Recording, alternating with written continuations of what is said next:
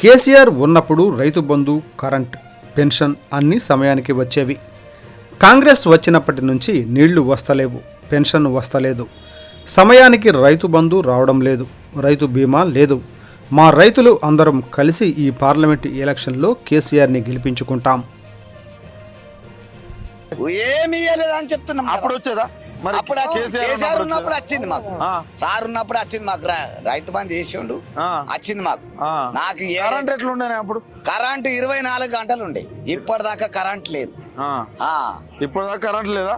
లేదు. మరి ఇట్లా ఇంత కరువు వచ్చింది, ఈ 4 నెలల్లో ఇంత కరువు వచ్చినా కూడా కాంగ్రెస్ అందుకోరానికే కదా కేసీఆర్ కు మనం బతిమలాడేది. మరి కేసీఆర్ కు నువ్వు బతిలాడుతాను, అందుకే ఓటేయాలనేదే కదా, కేసీఆర్ గెలవాలనేదే కదా. ఎందుకు గెలవాలి? ఎంపీకి ఆయన దొంగట కదా. దొంగ కాదు, ఏం చేసిండో ఏడు చేసిండో కేసీఆర్ ప్రజలకు నడిపిండు, ప్రజలకు నడిపిండు, ప్రజలకు నడిపిండు, రైతుకు నడిపిండు. కేసీఆర్ ఏం ఖరాబ్ చేయలేదు. ఉన్నోళ్ళు వాళ్ళు మస్తు దోసుకొని తిన్నారు, ప్రజలకు పంచవాటిండు అని వాళ్ళ కళకళ లేచి ఏదో ఒకటి మాటేసి కాంగ్రెస్ ప్రభుత్వం గెలిపించారు.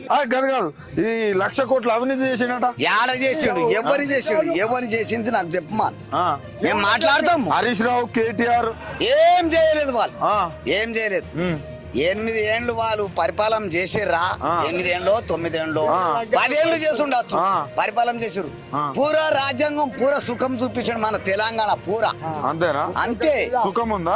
సుఖమే ఉండే. మరి కేసీఆర్ మొత్తం దొంగ, ఆయన తీసుకుపోయి లేదు, దొంగ లేడు. లీడర్లు దొంగ,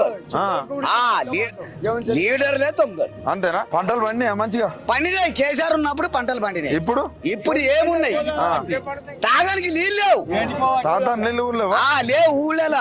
కేసీఆర్ వేసిన బోర్లే ఉన్నాయి మా ఊళ్ళో. అంతేనా? ఇప్పుడు చూపిస్తా. మాది ఊరు ముబారక్పూర్.